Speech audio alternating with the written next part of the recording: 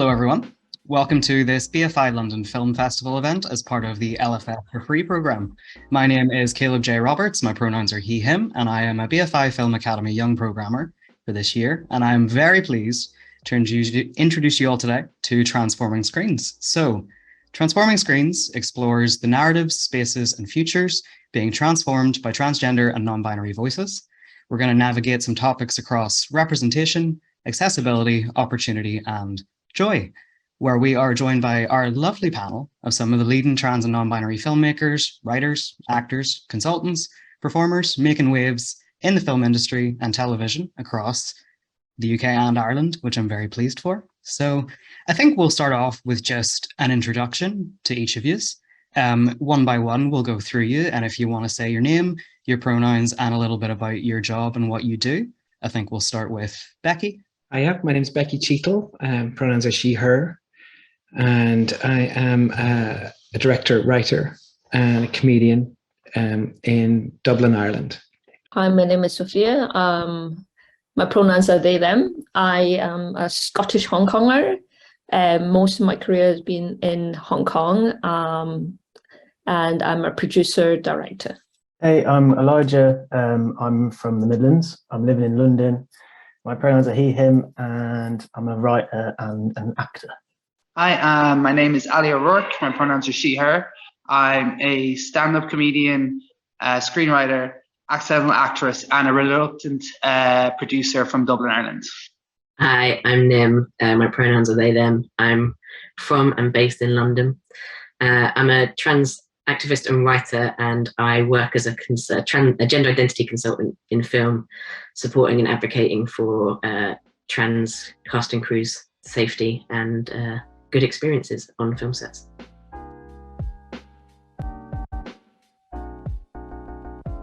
Amazing. It's really great to have such a variety of people across the UK and Ireland, and also in job role.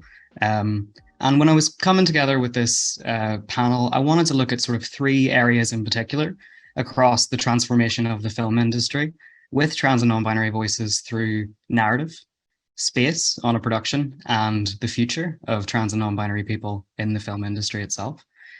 So I kind of want to open this conversation with the question of how representation begins on the page, and what does this look like across productions where we, as trans and non-binary people, are at the helm of these things. What does that look like for you guys? If anyone wants to take it first.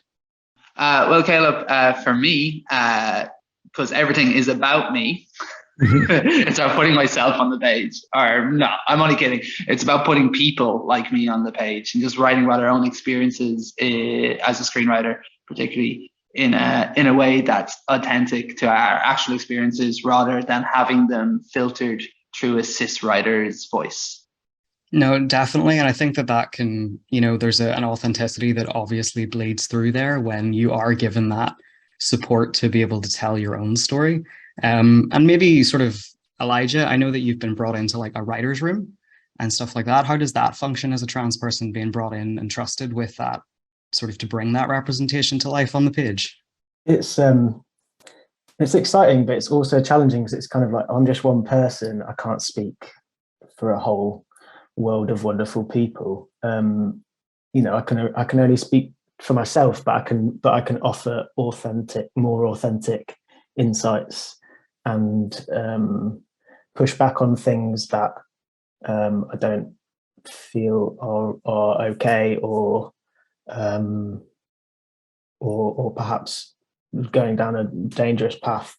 But I mean, it's so much about like the wider group of people involved, because it's not like I've been lucky to not be like one-off person, kind of often one-off person, but also not just one person in a creative process, and that's when it's actually starts making a difference. So you're not that one person that everyone's going to for that thing.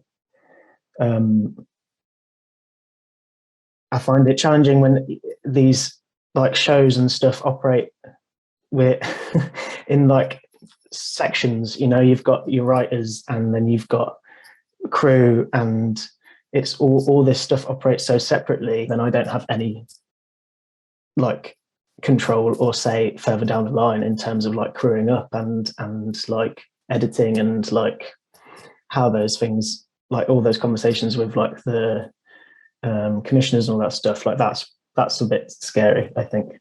Allie and I were very lucky with our short that it was a very personal story for Allie, and we were able to get away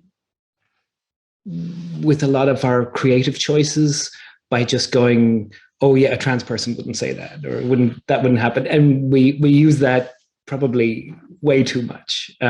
But I was asked to direct a short film it's still in the application phase, but it was written by cis people about a trans child, and it was a very nice script. But the child in question wasn't in the script, and I think that's a little bit of a problem. I think that you should show the person, because it's a lot of people talking about a trans person who is not present in the story at all, which is very much like the way we're talked about in the media and stuff. So I came up with some ideas based on my own childhood, and the writer took them on board and worked them into the script. And then I'm working on something else now with a writer and producer.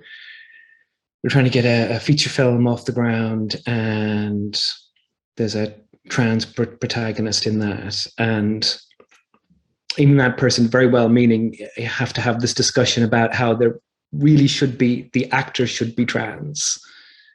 And he just didn't see that.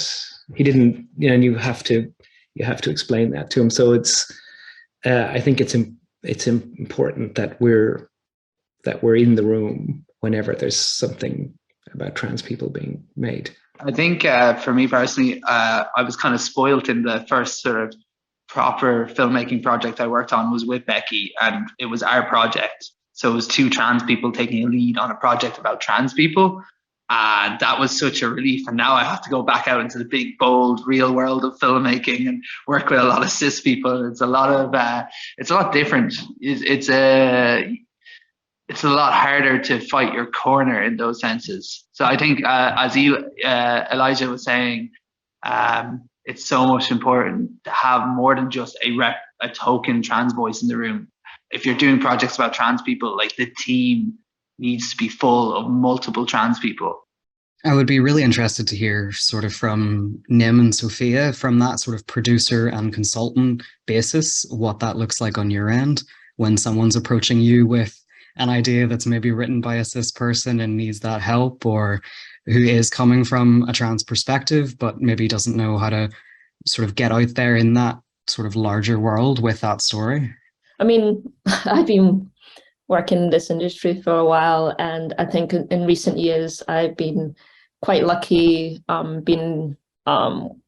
My position, I wouldn't say position of power, but being a producer, I'm quite selective on and very lucky to have that privilege to be selective in the kind of work I want to do and what I want to give back to the community. So, I very lucky. I met a friend when we were working on some Marvel production in Hong Kong, and they went through a transition of themselves, and now when we made a film, it was unprecedented during that time in Hong Kong to have a trans film like that to come out. So it was pretty wonderful that my journey in trans filmmaking was back then with someone so personal. But being an independent filmmakers, I think you all have talked about it.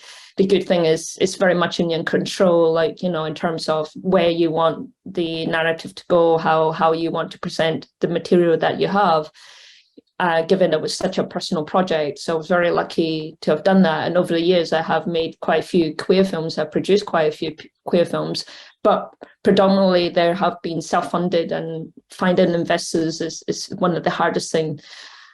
you know, they say pink dollar is this pink dollar, but it's not that easy when you have to convince them to get money out from their pockets. You know, it does start from the top. I mean, I literally just did a panel about representation on Saturday, and we were just talking like, how can we nurture that change? It does start from the top in terms of the commercial world, you know, and the bigger studios. It has to come from the top, and who's at the top? Well, we all know what kind of people are seen at the top. So yeah, now that I'm back here in UK, I'm very fortunate. Most of my career has been from Hong Kong. I am making a trans-led film, and I just read the script, and I just knew I had to do it. So within the space of a month, we managed to raise funds to make the film. I mean, it's still difficult. It's still quite a slim budget, but you drive change by putting out material, representation material that people can see, like, look, there was a genuine interest. We raised the funds in less than a month, and Lily Wachowski, all the way from America, put money into it. So it does reach places. You know, you just have to believe in the material, believe in the director, believe in the writer. So that's coming from my perspective right now as a producer here in London. I think it's funny you mentioned the pink dollar. It's kind of, yeah, it exists for, I think, but from my experience, you might have the pink dollar, but you have the trans 10 pence. You know what I mean? It's not the same amount of money that's available to us as maybe the LG and B of the community. I've actually been programming for a queer film festival in Hong Kong for the past 5 or 6 years, and you do find that even these kind of, like, it's been running for like 35 years, super long time for a queer film festival. And it's like, you know, in Asia. And the conversation keeps on going. We can't really sell trans films. We need to sell, predominantly, it's like 80% of it is like gay films, you know. And you're like, well, I'm trying to drive change. And I always give independent productions and, you know, slightly, you know, I do watch everything. I watch trans film, non-binary films, all sorts of films, and I'm trying to get that programmed in, but they're like, are you going to sell tickets? And it's always that conversation. Are you going to be able to sell tickets? And I'm usually just left with one trans film, one non-binary film, one bisexual film, and 85% of it is like gay films, because it's true. It does somehow, I don't know why, cinema is always packed, but I do think if we make more and we put more out, there are people who want to see these films. That's what I've been driving. So I left that film festival because of just difference of opinion. I do want to drive more trans film. I do think, you know, people do want to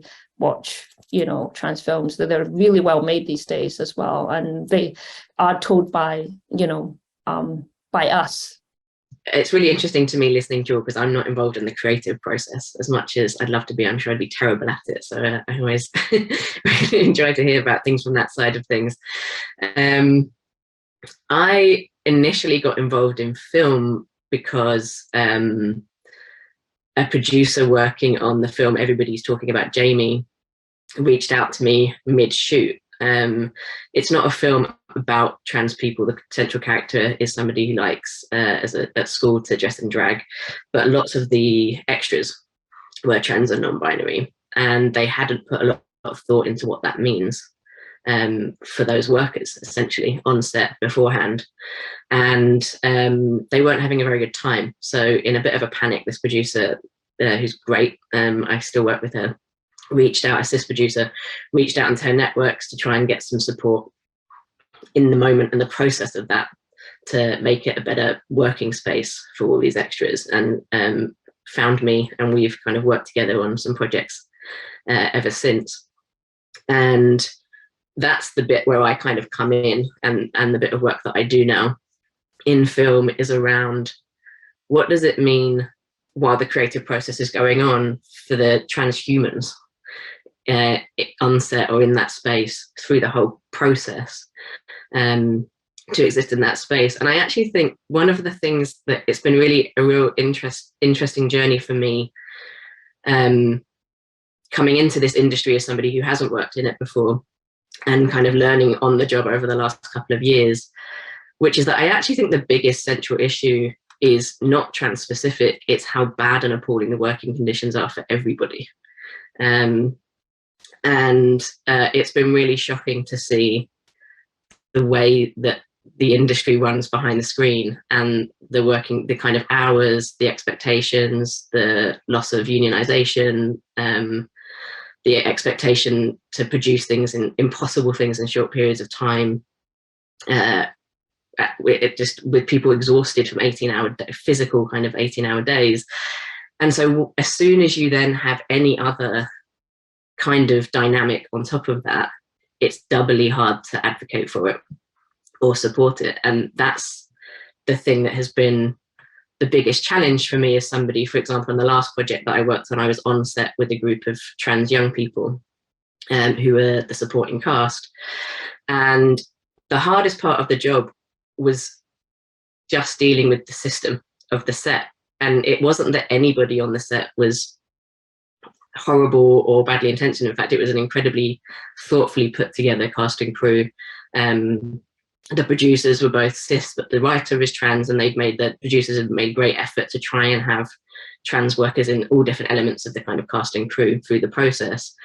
But when it came to it and you're on the set and everything's running and everybody's trying to produce a film at impossible speed, things like supporting the young people to get fed properly was actually some of the hardest work.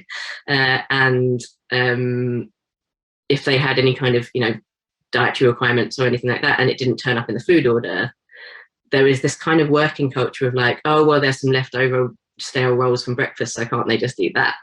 It's like this, and it's like, really, I just found it's really like, I think the conversation that really needs to open up is one that's much more about people's working conditions and human needs at a broader level on sets. That, to me, the lens of how do you support trans needs specifically in that process? Like, the biggest barrier, first of all, is how do you support anybody's needs in those environments? To then really support trans and non-binary people's needs specifically, in a way, because it was getting people to see the human was the hardest struggle on the set, is the honest answer. And it can be so difficult in those spaces where it's just the norm to be treated that kind of way. And if anyone's coming from a trans perspective that needs that additional support, you can't even get to that level before you have to deal with all of the other issues that are just systemically building up around the treatment of people. So 100%. I think that, though, in these kind of spaces, like what you're saying, there is cis producers out there that are now turning to trans narrative and saying, well, we're actually going to make a conscious effort to include the people that we're talking about on the set practically, not just from a writer's perspective, but in our cast and in our sort of wider crew. Have any of you seen that kind of change as well in your environments, sort of within wider teams, or just through sort of the opportunities that are being made available? There was a series being filmed in Dublin, and Allie and a bunch of other trans comedians read for a role for a supporting character, and they were looking for a trans character, but the people that we know read for it, there was Allie, and there was a trans man and non-binary person as well. So they wanted a trans person, but they didn't really care what flavor they were. And I mean, that's not fantastic, but like, I think, if the opportunity's there, you take it. It sort of feels like trans best friend is kind of replacing the gay best friend trope, but it's an opportunity anyway. Yeah, I think there's definitely a broader discussion to be had about representation on screen, and the quality of it. Is it enough for us just to be on screen, or is it enough that we need to really actually have these roles? These roles have to be better. Like, we're slowly seeing more and more of these opportunities come true. There's definitely casting agents in Dublin from an acting point of view that are any major project that comes to Ireland are trying to shoehorn trans actors in there, but not always succeeding. But then you look at those roles and go, is it really, it is a step forward to see somebody in the background who's trans, but if their stories aren't actually being told, or if those characters have no depth or say anything about the trans experience, is that representation really quality representation? And then from the other side of things, from as a screenwriter or a producer or a director, I feel like there are more and more opportunities. I feel like the likes of BFI, Screen Ireland, and the rest of this more the bodies rather than the actual industry itself are looking around going, oh, actually, there is a wave of trans cinema coming, and how do we support it? And how do we get these people into positions where they can actually control the project rather than just show up and supplement the project? I think it's like, we've all been around. It's kind of like, come on, guys, catch up. Do you know what I mean? But in terms of like, it still feels super gate kept. Like I'm in a position at the moment where I started having like meetings and stuff, which is exciting, and like I feel very lucky. But then there's so many hoops to jump through as a writer. And the industry isn't showing an awful lot of flexibility in terms of supporting people who are coming up through a different route, and who it's like, you're interested in telling these stories or like meeting with like interesting different people, but you're not making any extra allowances or like extending any like extra support to allow those stories to come through. And I know, I've got like a few friends who work in like below the line positions like sound editing and camera and that, and it's like, and I was talking to Alice from Trans on Screen, who's amazing, and they were talking about the sort of logistical gatekeeping for the below the line people, where to get into like a guild or like these organizations that sort of get the jobs, you have to have signatures from people who are already in. So how do you, if you're, how? Like what, how, why? It's archaic, and it doesn't support a change in the industry. It's not just about trans people, about like people of color and stuff. There's no room for change if people are closing everything all the time and expecting all of these like old school practices in terms of like signatures. Like what? It's just bizarre to me. I mean, I feel like myself and Becky's project together, Punchline, we were very fortunate in the sense that we weren't coddled or treated like children. We're like new filmmakers. We were making, though Becky has quite a lot of experience as a screenwriter, but they just gave us the money and let us run with it. Like, I don't mean they just trusted us. Like, this is the thing. I've been involved in certain schemes that have come on board for emerging talent, where it's kind of nearly, you're treated like a child. They gave us access to resources, but not the resource that really, really matters when it comes to filmmaking. And that's unfortunately cold hard cash. And just to add the China, like, this might seem very frivolous to me, but like or ungrateful to me. Like, it's great having these conversations with people who are more experienced in the industry, getting access to people like that. But when the reality comes to it, if you're not letting us actually make work, if you're not supporting us to directly make work, you're not supporting trans voices to make cinema.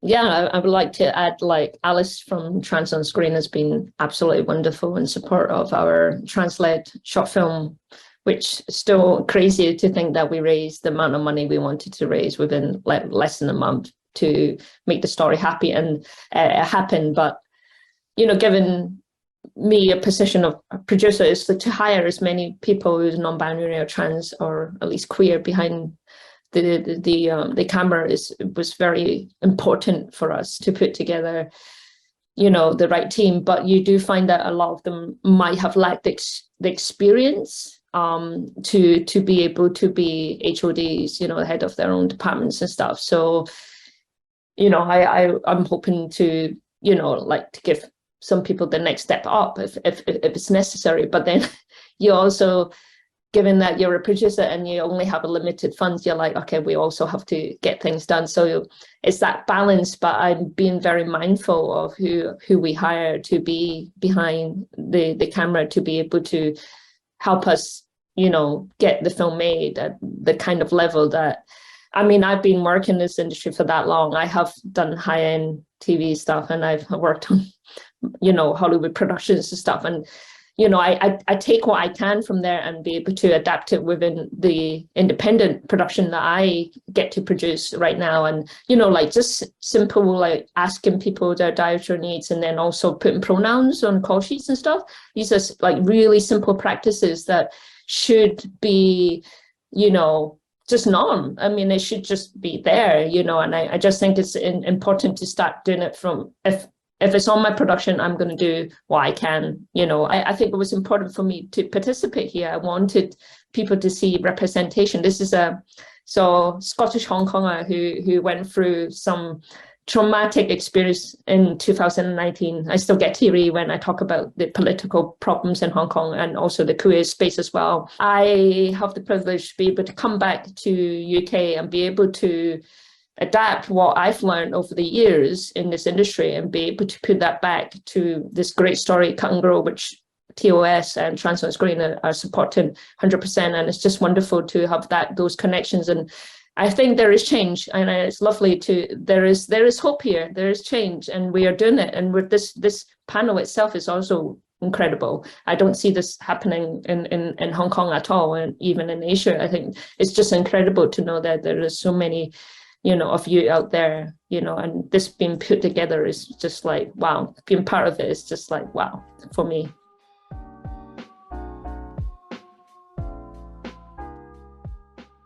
No, it's lovely, and it's exciting, and it's so positive seeing sort of that response, and seeing organizations like Trans on Screen coming up from a more grassroots level and advocating for us in all of our wonders and our differences of where we've came from and what we want to tell.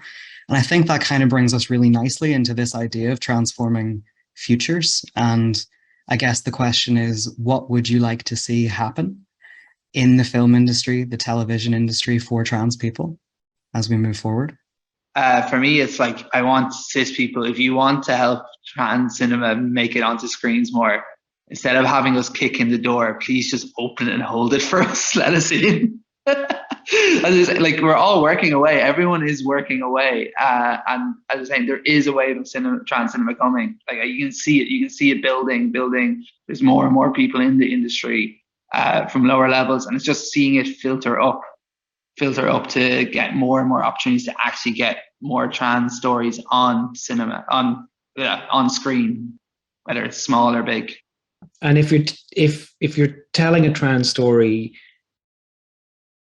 have trans people involved in the making of it. I know that kind of seems like a no-brainer, but it's still an issue. For me, what it makes me think about is like hope, and where's the hope? And I think if you look at different oppressed groups and representation on screen over time, then there's a kind of like trajectory of that, of represented by people who don't have that lived experience in ways that are often quite offensive. Side characters or becoming side characters or vehicles for other characters' development. And then you get into the kind of like tragedy porn era of representation of like the singular story is tragic. And through most of that time, a community doesn't represent itself on screen either. And I think you then start to get towards, this is very unnuanced, I'm sure there's other parts of the process, but like you start to get towards the point where you get people, actors representing their own lived experiences on screen. And there's usually a period where that's in roles that are kind of dehumanizing or in that tragedy kind of pity porn period. And then it starts to transition further when you start to get more power behind the screen as well as in front of the screen. And it makes me think of like right now, like Heartstoppers, and a show that centers on simple kind of joy in coming out and not the tragic story of queer teenagers coming out and things, and how joyful that is. And I do think that with trans representation, I'm seeing hope, like with hope, that we are starting to see that shift of change behind the screen that also means that actors and characters and representation in front of the screen is able to shift as well. And I think there's still a lot of work to do.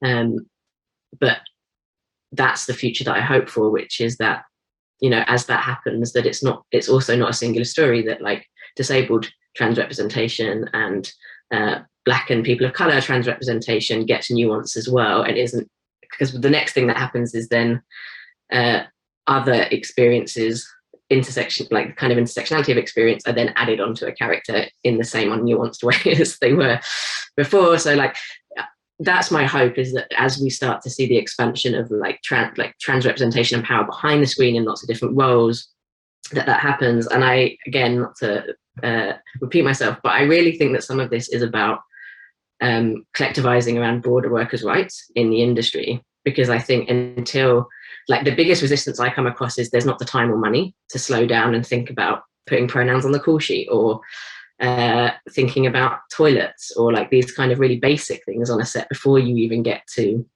do we have the time to really think about how to reach out in networks and find a trans first AD or a trans camera person, etc. And if there was more time and more funding for this industry to actually be slow and work in ways that it wanted to work, I think we'd start to see much better care, support, and better outcomes in creative projects as we go through them.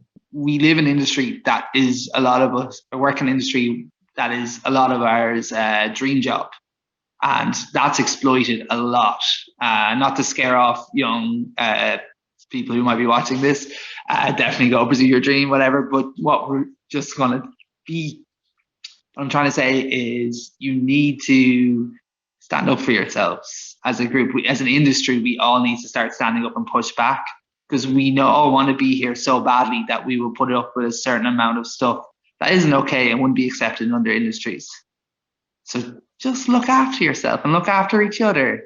One big unit. Who said that? Yeah, and I'd just like to add to that, like, my existence on the film set, I think, was quite a shock to a lot of people, which is that they made budget for me to literally come on and advocate for and look after the trans supporting cast. And I think the thing that I wish for the development of that is that was much more normal, not just for trans folks, but for all folks who are kind of more marginalized on sets, but also that there was more time for me to also do that for the crew, who are, you know, out there working the longest hours in the worst conditions as well. I think I'm feeling like hopeful, thinking about the timeline that Nim presented there, like hopeful for the next part. Like if the sort of people with the cash, you know, commissioners and producers and that in this country, like in the UK and Ireland, if they can be as bold as we're being with our ideas and our storytelling, and if we continue to be bold and don't let anyone make us smaller, then things can really start shifting into like a more exciting space, and we can see some joy and some fun and some like sex and things that people don't seem to think trans people do, and it can all just be like big and nice and less trauma based for a bit, at least, maybe. I wanted to add to one of the things that I think, I can't remember who talked about it, but anyway, well-being. I think it can't be an afterthought. I think like mental health, well-being, you know, accessibility, that should never ever be an afterthought. It shouldn't go, will be 1 month in production, it's like, oh, we need diversity or whatever, like, you know, training and stuff. It should always be right at the top. So me being producer, very mindful that it's to put that line in your budget. It has to start at least 1 month before production minimum.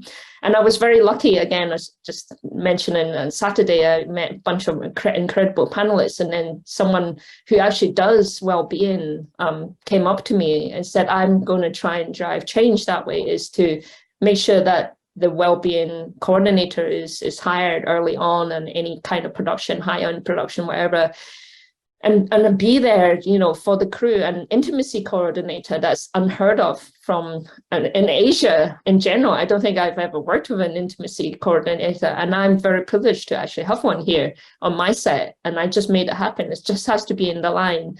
Been working with them, and it's just wonderful to see what they can do, and just having them not just for the people in front of camera, actually they're also there for us behind the camera as well. So these are the small changes that, it's just wonderful. I get teary just thinking, like, at the end, I know it's all worth it, but right now I'm developing extra outsources and stuff. I'm like, oh my God, it's like, are we going to get there to make this film? But we all know at the end of it, it's going to be okay. It's going to be okay. You have a team behind you. You have wonderful script, wonderful actors. And at the end of it, it's all worth it, despite the extra white hair and outsources and stuff.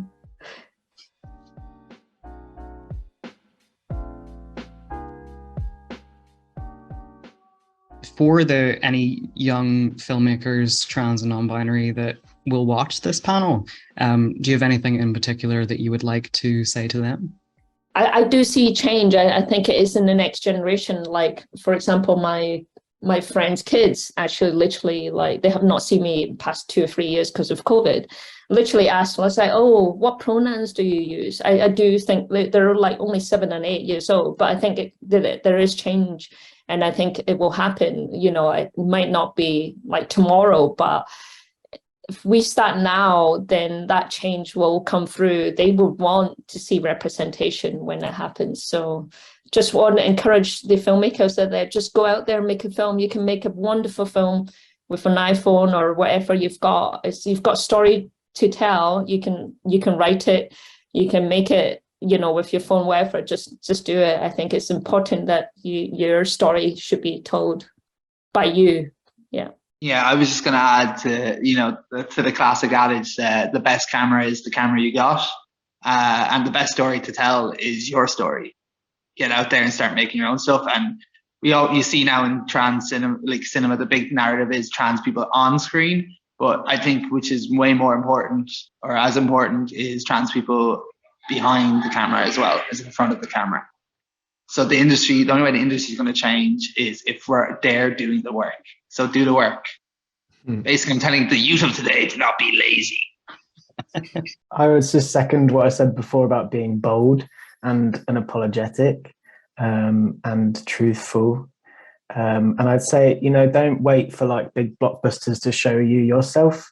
Go and look for like short films like the one that Sophia's working on, and go and watch, there's a lot of like smaller scale shows coming out of America that are like really exciting, and just look around in the margins a bit, because people are out there making some amazing stuff already, and that's what's exciting. And just, I guess, don't let anyone get you down, because they'll try. Also, like, to be authentic, right? You just need to be authentic to, like, I think if you tell your story from the heart, I always just feel like when you read something, it comes from in here and it's on paper. It's just the most wonderful experience. So I just think authentic stories, just be bold. I have a wonderful word, bold and authentic. I think also I'd add, like, building on something that Allie, you said before about people in this industry kind of living their dreams, and that gets exploited a lot. Something that, like, I would say is that's like both really true, and it's an industry that works on the kind of myth of the exceptional individual.